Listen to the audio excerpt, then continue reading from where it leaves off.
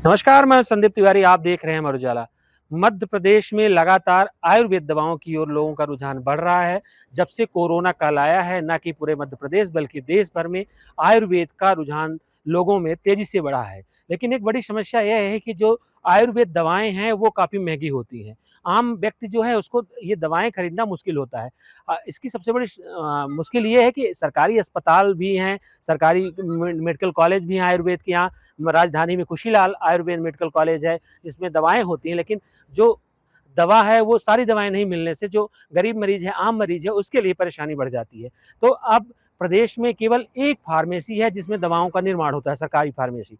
मध्य प्रदेश में फार्मेसी नहीं होने की वजह से दवाओं की सप्लाई कम होती है। अब खुशीलाल आयुर्वेद में अस्पताल में फार्मेसी का निर्माण किया जा रहा है। प्रदेश की दूसरी फार्मेसी यहाँ पर निर्माणरत है। लगभग बिल्डिंग आप देख सकते हैं बनकर तैयार है। जल्द ही इसमें मशीनें लगाई जाएँगी और 1 साल के भीतर यहाँ दवाओं का निर्माण होने लगेगा। दवाओं का निर्माण होने से सबसे बड़ी परेशानी उनकी कम होगी जो दवाओं के लिए इधर-उधर भटकते हैं और मेडिकल कॉलेजों में जाते हैं, मेडिकल कॉलेजों में इलाज के लिए आते हैं और निजी मेडिकल स्टोर में जाके उनको दवाइयाँ खरीदनी पड़ती है।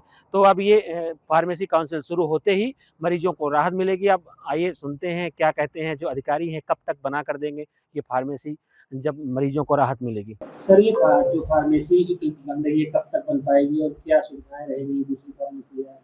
जो फार्मेसी अभी हमारा निर्माणाधीन है, निर्माण उसका कंस्ट्रक्शन वर्क ऑलमोस्ट पूर्णता की ओर है।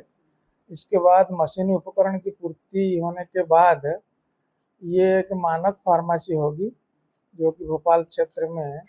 हमारे यहाँ जो शोध विद्यार्थी है जो आयुर्वेदिक औषधियों पर शोध करते हैं, उनके शोध औषधियों के निर्माण के साथ साथ जो आमतौर पर एक आयुर्वेद अस्पतालों को जो सामान्य औषधियाँ की ज़रूरत पड़ती है, वो सब औषधियाँ निर्मित होगी। सर ये प्रदेश की दूसरी फार्मेसी है, क्या कमी रहती है हमेशा की दवाएं कमी फार्मेसी शुरू होने से दवाएं उपलब्ध होगी? निश्चित रूप से ये फार्मेसी क्रियाशील हो जाने के बाद निश्चित रूप से लोगों को इससे फायदा मिलेगी। मानक औषधियाँ निर्मित कम से कम भोपाल संभाग या भोपाल जिले में तो जो आयुर्वेद चिकित्सा में जो लगने वाले औषधियों की पूर्ति ये कर सकेगी।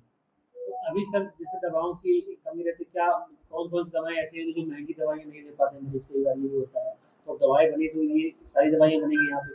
हमारे यहाँ पहले प्रथम पर्याय में हम उन सभी औषधियों पर केंद्रित करेंगे जो कि दैनंदिनी में ज़रूरत पड़ती है, जिसकी कमी नहीं होनी चाहिए, ताकि मरीज को सामान्य चिकित्सा में कोई अंतराल पैदा नहीं होना चाहिए।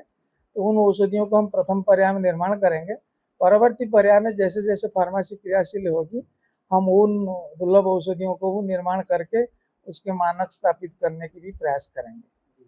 तो मैं ये कह रहा था कि सर जैसे फार्मेसी है ये जी, तो अभी तक दवाओं की पूर्ति क्या ग्वालियर से ही होती है? हाँ, वर्तमान में दवाइयों की पूर्ति शासन द्वारा निर्धारित कार्यक्रम के तहत ग्वालियर फार्मेसी कुछ हद तक पूर्ति करता है, कुछ बाहर से भी आपूर्ति की जाती है, कुछ विंध्या हरवाल से भी। इस प्रकार कुल मिला के विभिन्न स्रोत से आपूर्ति की जाती है।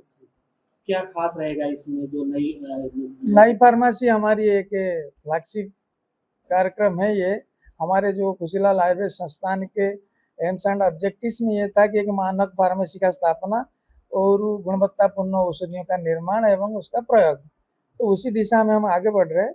निश्चित रूप से फार्मेसी क्रियाशील होने से हमारे शोध विद्यार्थियों को, खुशीलाल अस्पताल को, साथ ही जनसामान्य को निश्चित रूप से इससे फायदा होगी। 1 साल के अंदर शुरू होने की उम्मीद है? निश्चित हम यही उम्मीद करते हैं कि 1 साल के अंदर ये फार्मेसी फंक्शनल हो जाएगी। हम इसके लिए प्रयत्नशील है और प्रयासरत है कि जल्दी से जल्दी इस फार्मेसी को क्रियाशील बनाया जाए।